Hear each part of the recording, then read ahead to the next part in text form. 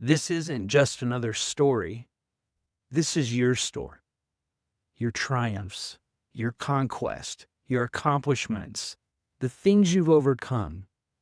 These are the things that make you you. But most important, these are the stories of what lies ahead. It's time to get re-inspired.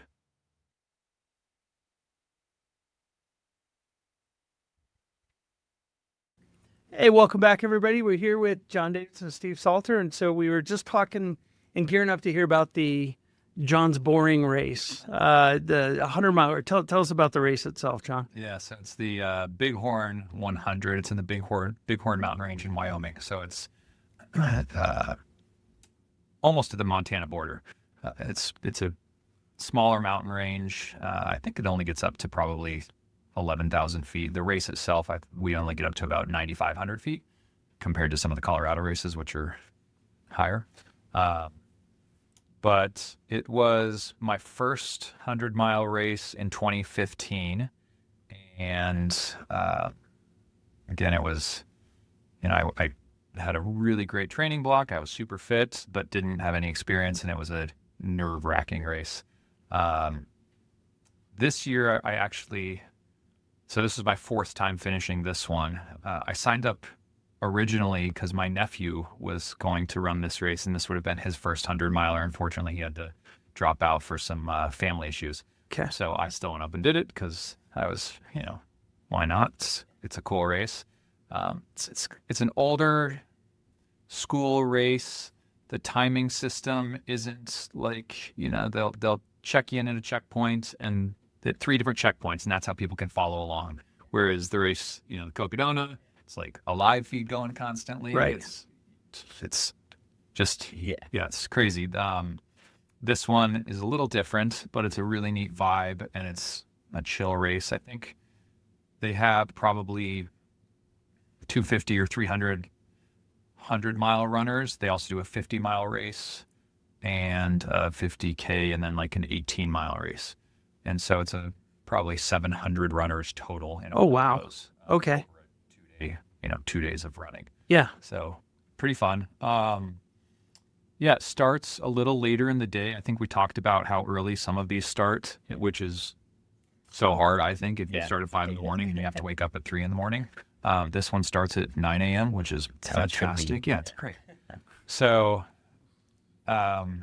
it starts off with a pretty good climb. I remember the first year that I did it, we ran into a huge rattlesnake right on the trail, and we all had to give it, wide berth to get around it. Yeah, get around it, and it just wouldn't move. It just stayed right there.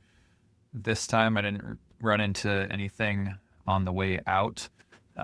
This race is pretty notorious for what they call their shoe-sucking mud, and it's this deep mud that you get into that people's shoes actually, you try to pull your foot out, and pulls your shoe off. And so it's been like that every year that I've done it. This year, it was dry. Like there was no serious mud on the entire course. Okay. The first section is like 13 miles till you get to a crew accessible aid station. I did it solo, so I didn't have any crew or pacers. I also had some other friends that were there doing the race, and they had crew, and so I ended up sort of having a built-in crew. So I would get into this I got into this aid station, and everybody was there to, cheer me on and help me out. And let's see, I think the race starts with a big like 4-ish thousand foot climb, and then it's rolls for a long time. There's one section where there's a natural water spring coming out of the ground, and it's this freezing cold, like the most delicious water that you've ever had. When it's on a hot, feels like it's 100 degrees out there. It's probably only 80 degrees, but that's one of my favorite parts of that race course is this. It's like an oasis in the middle of the forest. You get to it's an out and back race. So I got to the halfway point, and coming back there, I was able to, when I was heading in, I was able to see my buddy Adler, who actually, he crushed the race. I think he ran 22 hours or something like that. He was top, I think he was 6th place or something overall. The winner of the race this year set a course record, which was really amazing, but the conditions were kind of perfect this year. When I came out of the halfway point, there were 2 moose that were walking across this valley, and moose are just kind of terrifying. They're scary. It was 2 cows, and when I was crossing the trail, they were probably a good 50 yards away from me or something like that. And then as I crossed, they started walking closer, faster toward the trail, and there were people coming out, and I was like turning around, not knowing what to do, and telling people to like stop and give them space. And I think they ended up kind of charging some of the people behind me, because when they started trotting like toward those people, and then I was just warning people for the next 2 miles, like, hey, there are moose up there. Be really careful, because those are really the most dangerous animals up there. That part of northern Wyoming, luckily there are no grizzly bears, because that is one of the most terrifying animals. Right. And they've said that there may be some wolves in that area now too, but So what? You and I were talking about this offline.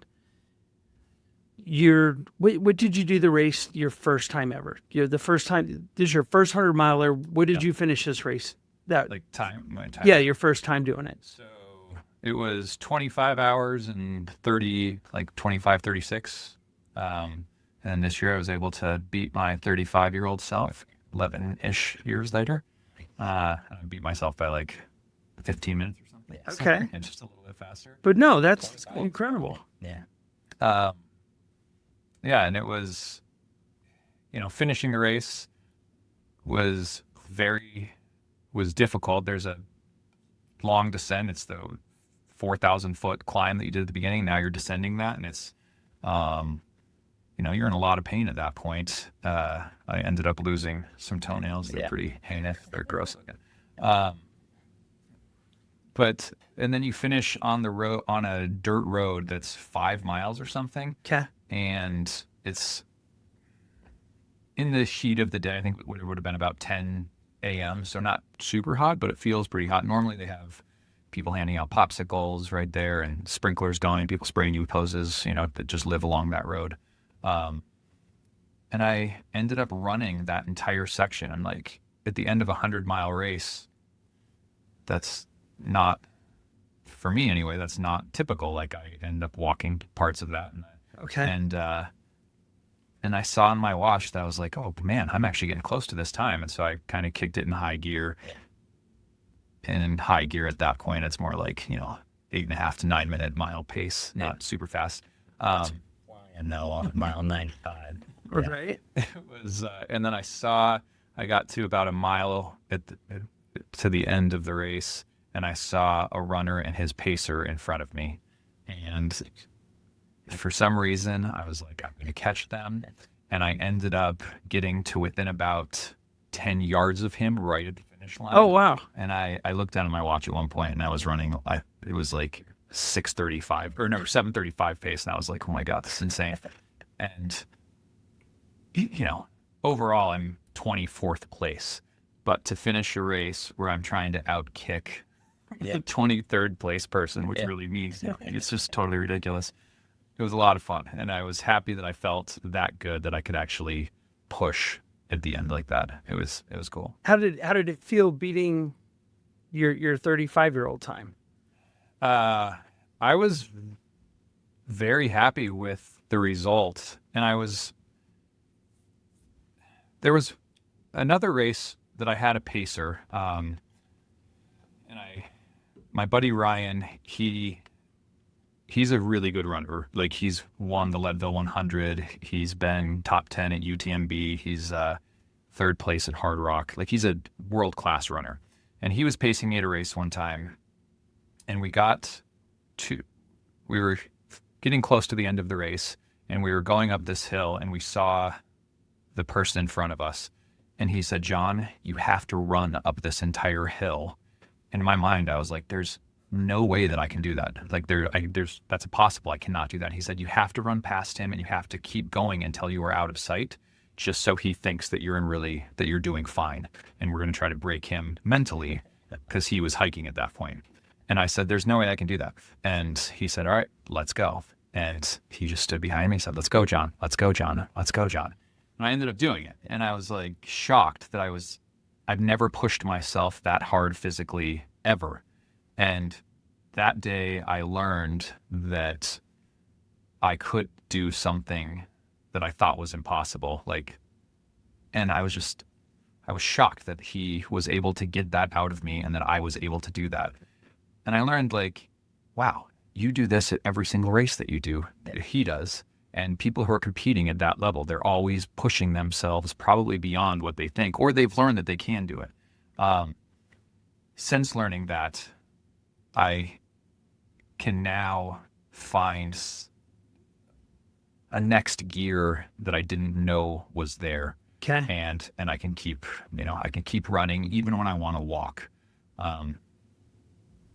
And that was a huge learning point for me. I was shocked that I was able to actually push through, and that translated to this race. Okay. And it translates to other parts of life too. Like when physically something is really difficult, I'm like, I can keep going through this. Yeah. Probably not gonna die. So found an extra gear. I like that. I like the mental game.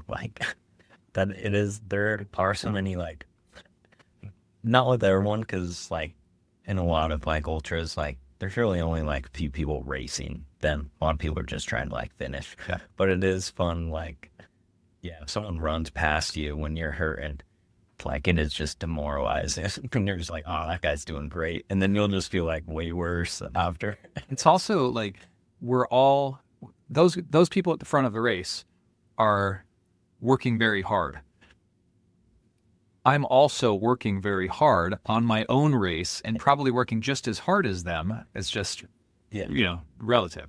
And then it's so much fun, even when you're trying to race for 24th and 25th place. It doesn't matter at all. It's completely arbitrary, but it's fun to push through that and set those little challenges up. Yeah. I love doing that. So you said something there that I want to ask you a question. It sounds like there's potentially two races going on. There's the race where there's this elite class of people that are trying to win it. And then there is your race where you're trying to finish it. Yeah. Right? Is that accurate? Yeah. I mean, I think so. The other interesting thing for me, or that I love about this sport, I'm not a professional runner, but I'm out there on the same course as the professional runners. And I'm doing the same exact thing that they're doing, a little bit slower, but we're doing the exact same thing. Yeah. And if I were faster, I'd be running with them. It's so neat that you're never out there playing football on the same. Oh, yeah, right. Yeah. I think I talked about this one last time where the start of Cocodona, I specifically was oh, I'm going to just run fast because, I want to run with all these, people that I look up to running. Yeah, I'm a big Courtney DeWalter fan, and, I ran with next to her for, probably the first, 7 to 10 miles. And I was like, this is awesome. Run. And then she beat me about, 50 hours. At least for the first, hour and a half, it was really cool, because, you're all on the same starting line, but there really are, a very small group of people who are trying to win out of these races. Most people, you're just trying to a lot of people are just chasing cutoffs too. They're just trying to finish the race at any means. So yeah, there's different races going on for different people. Cocodona last year, they did a cool documentary on, I think it's called The Cutoff, and it's about all the people who are chasing cutoffs. So basically all the people in dead last in the race, and it was a whole documentary on them, and that was really cool to watch because it's a completely different side of what you usually see, which is all the fastest people. Now you're watching all the slowest people and what they're going through, and it's equally as cool, if not cooler, because they're out there for double the amount of time, still working as hard as everyone else, but just going slower. And I thought that was a cool like perspective watching that. I know my girlfriend really liked watching that too because it was like pretty inspiring. Like the people who like were finishing the race and stuff, you would probably be like, there's no way this guy's gonna finish. Then he'll beat the cutoff by like 10 minutes and he'll beat it again.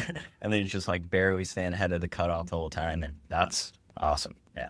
Well, and I love kind of what you were saying, John, about how relative it can be, right? And you figure like, a Porsche at 7,000 RPMs is going to be different than like a Volkswagen Bug at 7,000 RPMs, right? But they're both at 7,000 RPMs, putting the work in and stuff. So that's really cool. Yeah, that's very cool. I'll have to check that out for sure. Watch it. It's really good. It's a completely different perspective. Well, my wife and daughters, the last couple of years have gotten into running, but they do like all the Run Disney marathons and stuff like that. And so they have these, and I've done a couple of the races with them too, but they have the balloon ladies that are they leave last, and that's how you get lapped. It's not a 100-mile race, right? But if the balloon ladies catch up to you, you're swept off the course, right? So you made me think of these ladies at Disney with balloons that sweep people off the course as they go, keeping whatever pace they're going for. There's a race I've always wanted to do. I'm sure you know about it. It's called the Marathon des Stables in Morocco. Oh, yeah. And it's like a stage race. It's like it's a stage race, so it's like a series of basically ultra marathons through the Sahara Desert. And I think how it works is like they start like a guy walking a camel at the same time. And like if the camel ever catches you, like you're out. Like I think that's how the cutoff for that race. Oh, wow. Works. Yeah. And so this guy's just like trekking across the Sahara with like camel, and you got to like stay in front of him, and it's like a 6-day race or something. I've heard of it. I don't know anything. I don't know enough about it. Yeah. And it's all through the Sahara. You're running through like sand and heat. It's my goodness. Yeah. People have special gear, special shoes or gaiters or something like that to keep sand out of their shoes because you're running on like sand dunes which would be so hard. Yeah, that'd be brutal. Yeah. Yeah. And you have to carry a bunch of stuff because it's a stage race. So you have to like camp out overnight and cook food and stuff. Okay. Do you have teams that are out there with you helping it? Like, can you run into your own camp and they're like, it's supported. So okay. It's like I think you run 30 miles one day and then you run 50 miles another day and you get to a camp. Okay. That's the finish line of that day. Oh, okay. Everybody camps there and they make you food. I think they make you food. And then you wake up the next morning and everybody starts again. And so people, fastest cumulative time will win the race. Yeah. Okay. So a question that I thought of, Steve, when you were talking about, or both of you guys are talking about the early start times that you don't like, would you be allowed just to start Cocodona at 9 if you wanted to, like sleep in, let everybody clear out, and then just like stretch out and be like, all right, Steve's starting his race now? I don't know the rule on that. I don't see why you couldn't. Okay. I mean, you still got to just make it to the first. Be the balloon ladies. Checkpoint. Yeah, just beat the balloon ladies, right? I guess you probably could do that. I don't know the exact rule, but honestly, if I'd slept an extra 2 hours the first night, I got a full night of sleep, I probably would have finished faster, so I should have done that. But no, I don't know the rule on that. Maybe next year I'll give that a go. Well, an extra hour of sleep. And the other thing I wanted to go a little bit deeper in, I think it's really cool what you were saying about you kind of get to be in the same atmosphere of these professional runners, and I'm assuming they're people you look up to at least their accomplishments and stuff like that, right? That's like, your analogy with football, of walking out and being like, oh, hey, I'm going to throw the ball around with John Elway or Peyton Manning, right? Or whoever else. That's cool. What is considered a professional runner? Is that somebody with sponsors, or is that somebody who's their course fees are being paid for? What is a professional runner considered? Yeah, I think it's changing. Okay. Before ultra running, there have been very few professional ultra runners who do this as a full-time job. Nowadays, people are starting to get bigger contracts. I know one of the agents who is negotiating these deals with the brands. And she's getting people paid. Like people are actually making a full-time wage plus, in the $200,000, $500,000 a year Very few are Right, making right. that much, but like there are some people making that much money. Yeah. And there are a whole bunch of other athletes who are piecing it together, and they have a $10,000 contract here and a $5,000 contract here, and then they're also working. That's sort of professional, but it's not. I would say if people are making a full-time living, Yeah. they're a professional runner. I think like social media probably plays a big role and stuff now too. Absolutely. Yeah, I guess I don't know what the criteria to be a professional runner is, but there's lots of just Instagram famous runners. Influencers Yeah. that are in the sport, right? Yeah, There's a runner, Tara Dower, and yeah. she's an incredible runner. She just competed at Western States 100, which happened 3 weekends ago. And she also has set records on like the Appalachian Trail. She's an incredible thru hiker, a great athlete. Had a really big social media following and it was mostly through backpacking and fast packing and such, and got more into the ultra scene. She was probably already in it, but like started doing well at races. And now she is a full-time paid athlete, and like that's what she does. But she started with a big social media audience. Yeah. And so she was not only a really good athlete, she had a large social media presence and a good character. And Right. so like that's what she can offer a brand. Kind of grew together. Yeah. And so she's one of the athletes who's like getting paid pretty well now. And I think a lot of people are starting to put all of these pieces together, and it's just going to become more professional. It's the same as triathlon. Like triathlon used to be a pretty niche sport and people weren't getting paid. And then there are a lot of triathletes that have BMW as a sponsor or things like that. And so I think that's going to start happening. It's also helping that it's becoming like when you did Cocodona, this entire like everybody was watching. Yeah. Now people have live feeds they can watch. It's more exciting. It's more accessible to the general public. And so and we felt visible part of the race. Yeah. You know what I mean? Yeah, it was awesome. Yeah. You have no idea what was going on when you were suffering and hallucinating through the night, but it was a thing here. It's I think right now is the beginning of the sport is exploding, and because of that now we have companies that are live streaming, and we also are in this age of social media, and I think athletes are going to start getting paid a lot more than they used to because of this perfect time in the sport. Yeah. If they want to. And they're, you got to be a good runner at the same time. Sure. Well, and I also think the concept of a little bit from a lot of people, from the social media perspective, right? Mm-hmm. Instead of trying to find the company that's going to get the checkbook out and write you $200,000, you know what I mean? But having that social media following to where you actually monetize it, I was talking to a kid 2 weeks ago, and we, just rapping. He's like, well, I got 66,000 followers on TikTok. And I was like, oh, that's awesome. He's like, yeah, 500 to 800 to 5,000 a month, depending on what's hitting and stuff. But that's crazy. That's real money. Yeah. You know what I mean?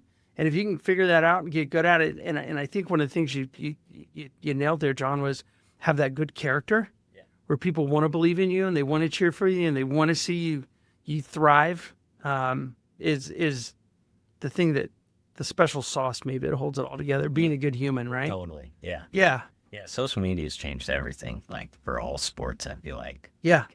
Very niche sports, like that would be very hard to make a living doing. I feel like all of them are just getting more. Well, and even if you were a professional, ultra runner, I mean, what does a day look like for a professional ultra runner? Do you know what I mean? And there's Andy Glaze, great example. He's like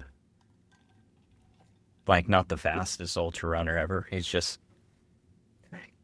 he probably runs more races than anyone, and he's been doing 100-mile weeks for like 6 years straight, and he just has a huge social media following. He's a good storyteller as well. And so he's interesting, and he is consistently posting on social media, and so he's got a big following from it. Yeah, I don't know if he's considered like a professional runner, but he's making a living as a result of all the ancillary things. And it's not like necessarily like winning races either, which is like kind of cool too. So Well, I go back to there's the race and then there's your race. yeah, And if finishing a 250-mile race is a win, yeah, that's a win. If crushing your time on a 100-miler from 11 or 12 years, that's huge. That's like 46 years old, man. I'm like a that's vintage wine now. that's like growth. Well, in a runner's probably prime is what, 33, 36? Depends on the distance. yeah. Okay. Like all right. short distance Shorter. runners, it's young. Longer could be. Yeah, I don't think anyone knows. and it's even changing now. Like the fast. I mean, Western States just happened. Western States 100, which is a very competitive 100-miler, and the finisher finished in what was it? 13 hours, 45 minutes or something. 100 miles Yeah. in Flying. 13 hours, and it's a mountain race. It's Yeah. 18,000 feet of climbing, and similar to what I ran, but I ran 25 hours. Yeah. So Hey, man, that Volkswagen bus was still at 7,000 RPMs, John. It's a vintage model. No. So, we've talked about a lot of the tactics. We've talked about mindset. We talked about challenges. We've talked about Russian nesting dolls in logs that were whittled out to look like people sleeping on the side of a trail. they were there, I'm sure. We haven't talked about, what do you love about this sport? And I'm going to ask you first, Sean. What do you love about it? Why do you keep doing it? I think the community is a lot of fun. They're really supportive, all a little bit crazy in the sense that, like, I think you have to be a little bit crazy to want to sign up for something like that.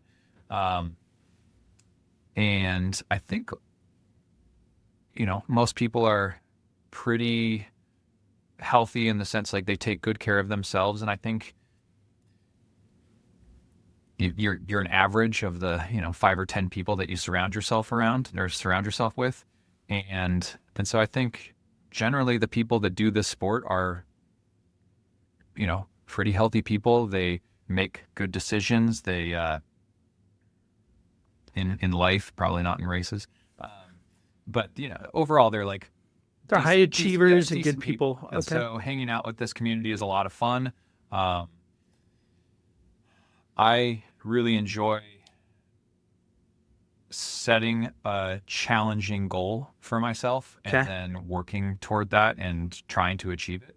And sometimes I don't. Like, sometimes I fall short, and that's okay too. But I think having something in the future that I'm working toward is pretty exciting. And then I also get to I have 2 kids, and I get to show them, if you work hard, like, you can accomplish something.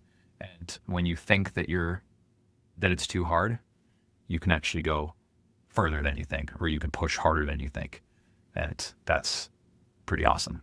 And hopefully maybe at some point when they're older, they'll like running.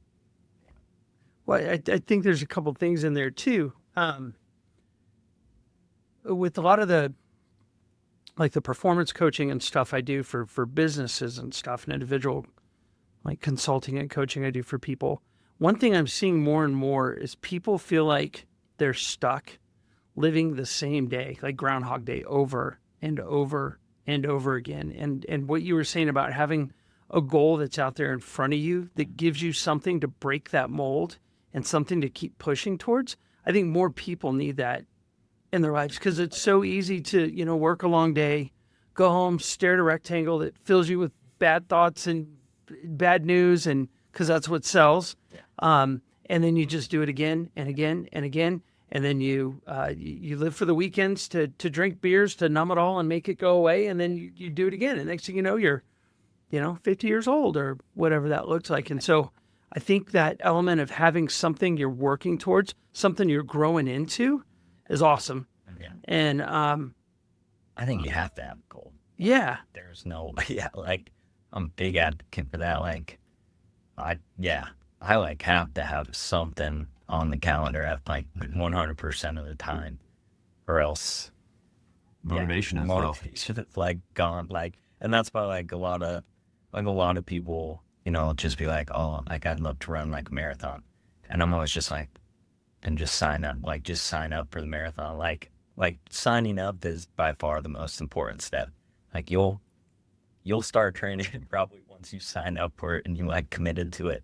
But yeah, having something to like any sort of goal is huge. And Okay. so, and that can apply to like all parts of life, but like for races and everything, like, yeah, like, I mean, the second I finished Cocodona, I signed up again and signed up for like a different one. Like I need something to know to like train for and everything. So Where do you think that comes from?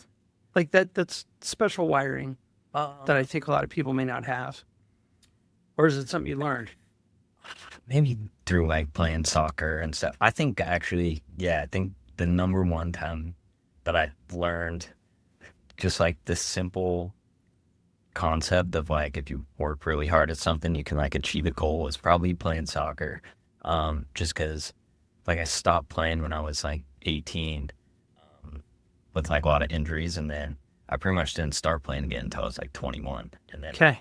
during that time, I like traveled a bit and I watched a lot of soccer games, and I just remember thinking like, oh, like I feel like I could play in some of these games. And so then when I was like 21, I just started playing again, and I was like, all right, by the time I'm 25, I want to like play abroad and like see if I can go play in a different country, like professionally or semi-professionally or whatever it might be. And so then like that was probably like the first time in my life I really worked like extremely hard at something. I just trained pretty much nonstop for years. And yeah, by the time I was 23, that's when I went and played in like New Zealand and everything. And that was probably when like it kind of clicked, like, oh, like, yeah, work hard. Like, cause that's like such a far-fetched dream when you're like a kid to like Yeah, do something like right. that. And especially not playing between like 18 or 21, that's like your prime in soccer.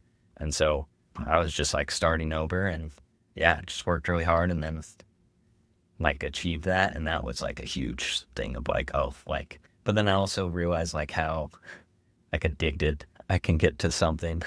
Like I like, yeah, the concept of like a work-life balance is sort of nonsense. And your goal is pretty extreme. Like, Yeah, right. pretty much just gonna work. Well, that was going to be my question. How obsessive And every were you? incredibly obsessed. Okay, Yeah. so you're obsessed, and as not calling you old John, but as you've aged with this sport, right?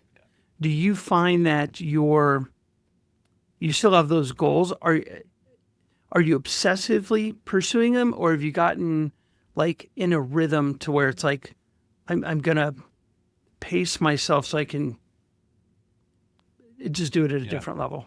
When I started, I was definitely more obsessed. And you know, I would spend weekends when my kids were young. Like I would spend weekends in the mountains running with friends. Probably not the best way to spend time when I had young kids and a wife Right. at home.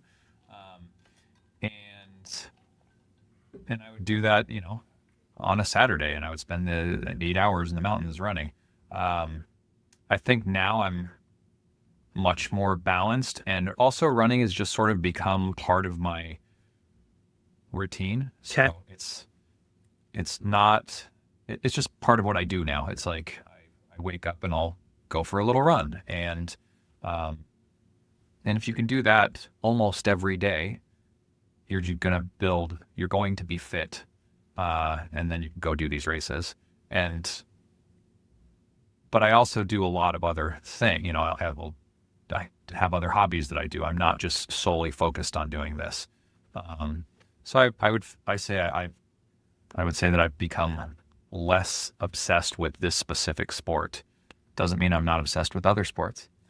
Right. And But you have a more measured approach to it yeah, through experience. And, yeah. And the other thing that I've learned, like I used to be rigid with the training plan. So I had to hit, 55 miles this week, and then I was going to get up to 60 miles this week, and I was going to max it 78 miles or whatever, and I had to hit that per week. And now I'm like, if my goal is 50 miles and I don't hit, if I hit 45 miles, it's not the end of the world. I'll be fine, and I'll just move on to the next week, and that's kind of it. Like I'm okay missing a run here and there that's on my schedule. And that's just come with experience. It's like now I know that I'll be able to finish these races and get through them.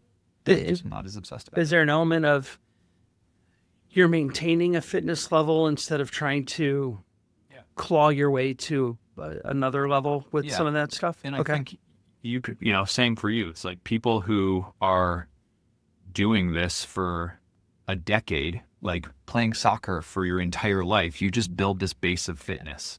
And maybe it's not fine-tuned at any one point, but you have this base, and when you want to, you can fine-tune it and sharpen it and be ready for something specific. And I think that's what it is now. So I have a race on the calendar, whatever it is, if it's a 100-mile or a road marathon or something. I just train a little bit different than I would normally, and maybe increase volume, increase speed work, whatever it is that's specific to that race and that race course.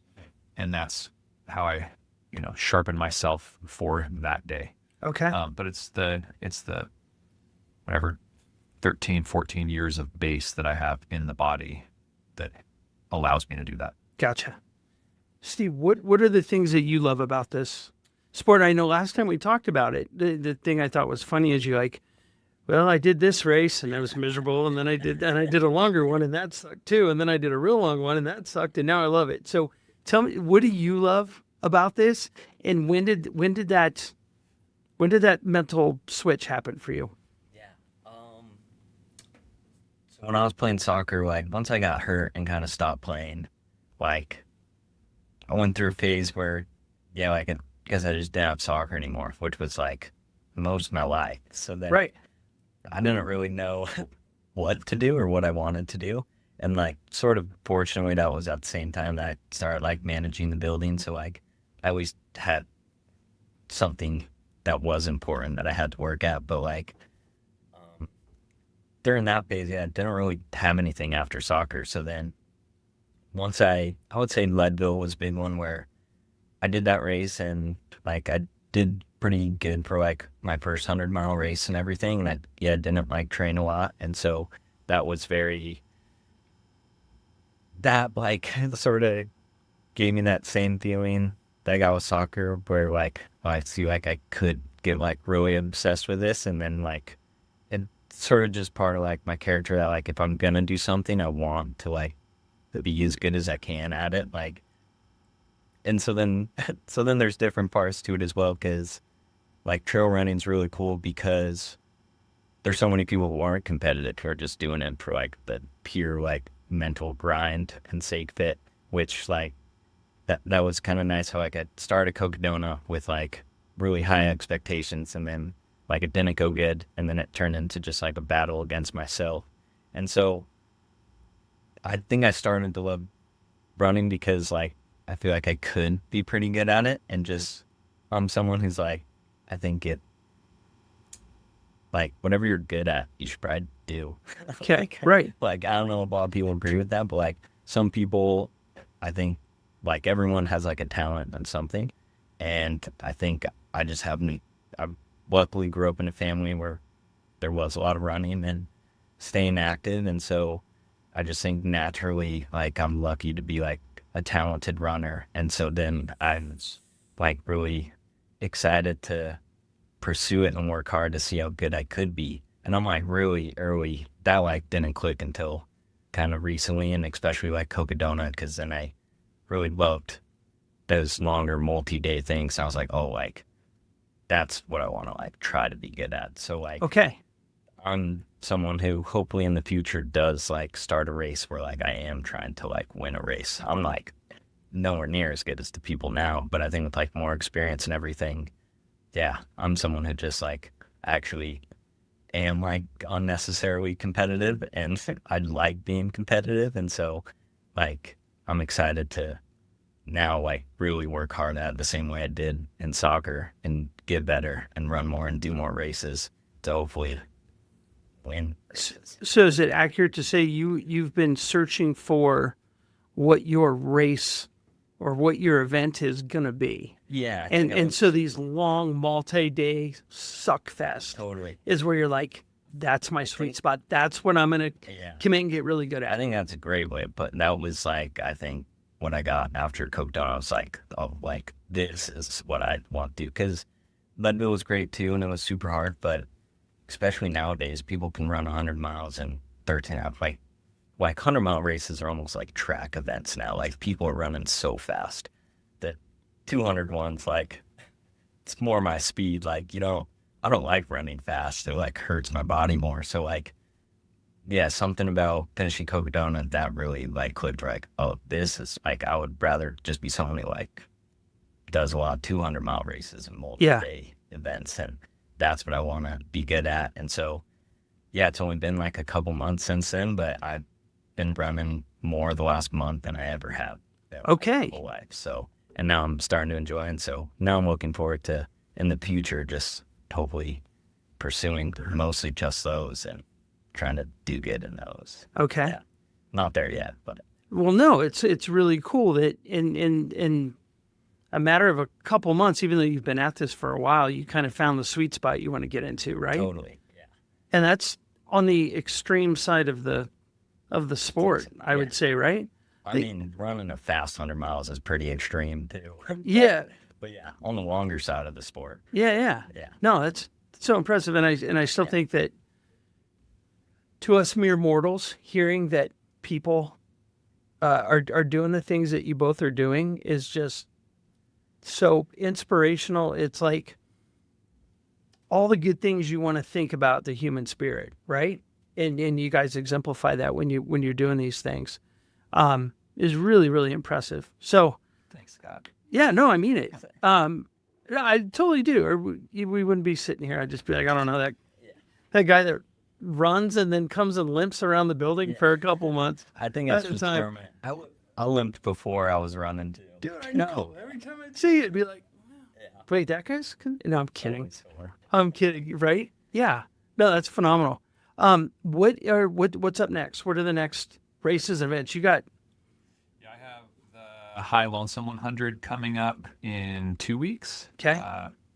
Which this will be my 9th start and hopefully 9th finish. And then I'll do it again next year and get to 10, which will be 1,000 miles on that race course, which will be... Wow. And then I'll... Do they retire your jersey like at the... Yeah, exactly. Yeah. Get a belt up, 1,000-mile buckle. I don't know. Probably. I think so. At the 500 mile, at 5 years, we got the special belt buckle that had a stone from Mount Antero. So it was some kind of crystal or something like that they put into the belt buckle. Wow. There were 2 of us at the time that had started the race from inception, and we were going through. Now it's just me who's done every year. My buddy Kevin, who we were the 2 that were doing it, he dropped out one of the years.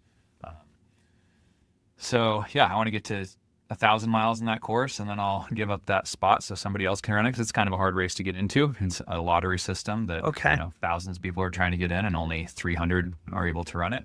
And then I'll probably just volunteer at that race and help other people. Volunteering at an aid station is one of the coolest things that you can do.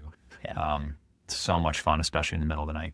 And and then I'll just spend time doing that and helping that race course out, because they've given me a lot, and a lot of people have, worked to get me to finish lines. Yeah. So that's pretty cool. So I want to be able to give some of that back to them. We talked about some of the aid station stuff too, and that sounds like it's a whole subsport of the sport, right? And I know you light up every time we talk about it, because, and I don't know how deep we went last time, but I love hearing the stories of somebody shows up broken, and you guys are like this mass triage unit that's like, give me a thing of peanut M&M's, stat, and getting people, let everything. What? Tell me a great story you've had at an aid station. Just an example. So, not an example that I've helped somebody, but people have helped me. I just got a text from my friend. He said he met somebody out on a trail who volunteers at the High Lonesome 100 at the Purgatory Aid Station, and you are a legend for sleeping there for 4 hours and then getting up and walking to the next aid station and ending up finishing the race. And so that was, I don't know, I quit this race. I told him I wanted to take my bib off and I wanted to quit. And he was like, one of the aid station workers, he said, why don't you just sleep for a little while? And I did. And then I ended up finishing the race. And it was like, he knew I was okay. He just knew I was having a pity party. Yeah. And he's clearly an experienced, probably ultra runner who's done a bunch of these races. And so he saw me come in, saw that I was broken, but nothing serious. And he said, here, I'm going to trick you into Trick you into finishing this race. And so, I don't know. That was, I remember the end of that race and talking to him. And I was just like, I cannot thank you so much for helping me get through this race and finishing. I wouldn't have finished the race if it wasn't for you. And so that was a pretty cool experience. I've also had friends that I've helped. Yeah. That are just, it's so silly watching them come in and they think they're going to die and they're totally fine. Okay. Yeah, that's I would have loved to see you. I know it was good. And I was watching you, on the live stream, but it's so much fun when when one of your friends comes into an aid station destroyed, crying, whatever it is. I remember it. There was one specific lady who they must move. It's a lot of people must have been volunteering at numerous aid stations because she kept being at the next one I got to. So she saw me at 10 of them in a row. And it was 10 straight times where she was just dumbfounded that I'd made it to the next one. Which I must have looked even worse than I thought. But every time I came in, she was just blown away that I had made it to that one. And then I would leave that one worse than the last one. And then I'd make it to the next one. She was always there. And I just remember that was super funny just because. Is there a chance any of that is that deja vu stuff you were telling us about at the beginning of the conversation?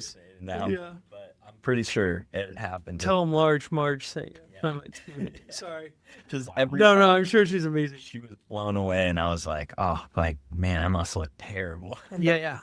Because everyone looks bad, but I must have looked extremely bad because the swamp she didn't monster expect me to make it to the next one anytime.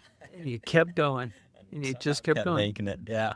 And there was a couple other people I ran into that were man, you didn't I must have very clearly not looked good for a lot of it. Dude, but there were people that finished after you that I was yeah.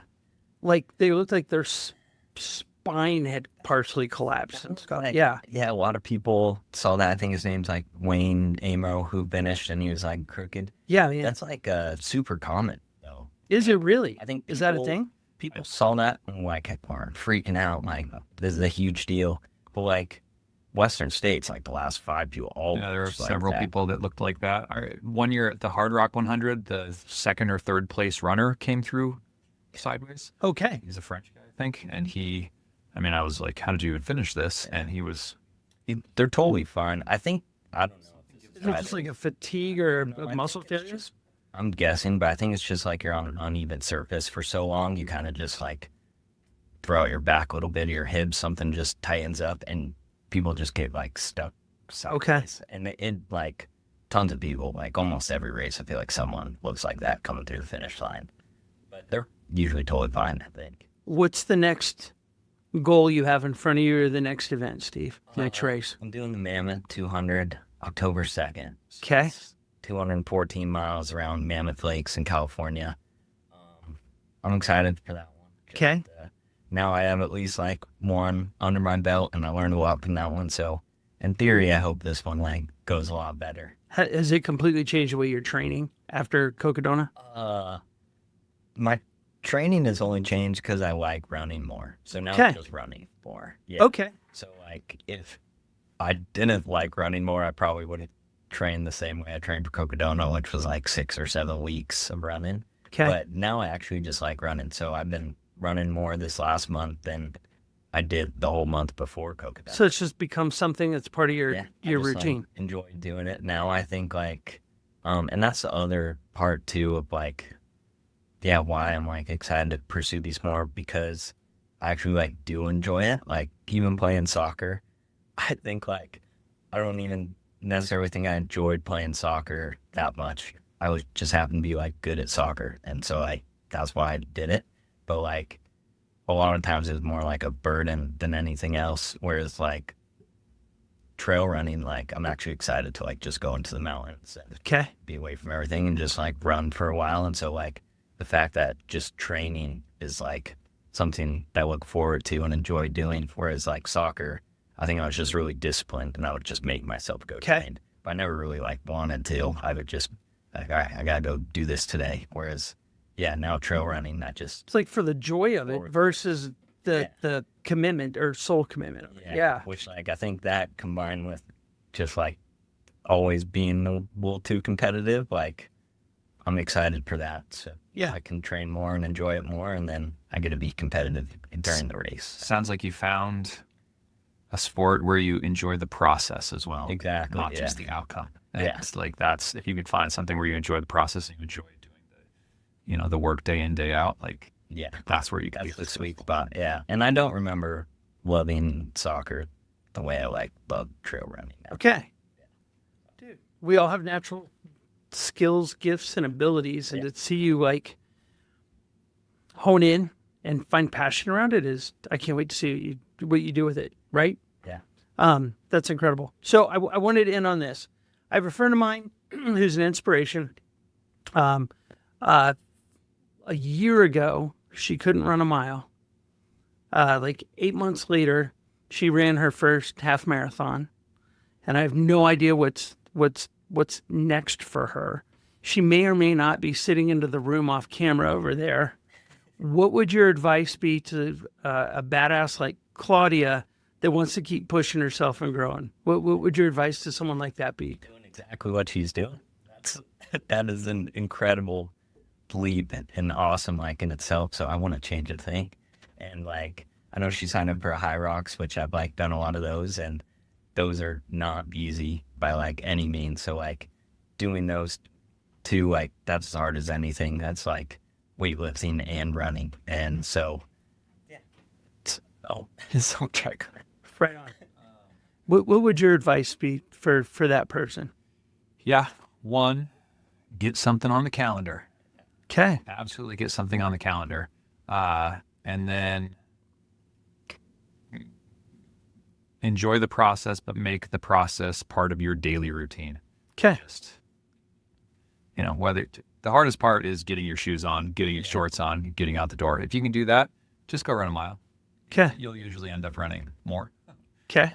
Enjoy the process and Routine is huge. make it part of That's your routine. like I think like discipline is obviously huge. I don't know, someone said the quote one time, like motivation is doing something when you want to do it, discipline is doing something when you don't want to do it, and being obsessed is you have to do it. Okay. Like eventually you just have to be obsessed with whatever you want to achieve, and then there's really no out, because it's not like a negotiable thing. Like you're just going to go train.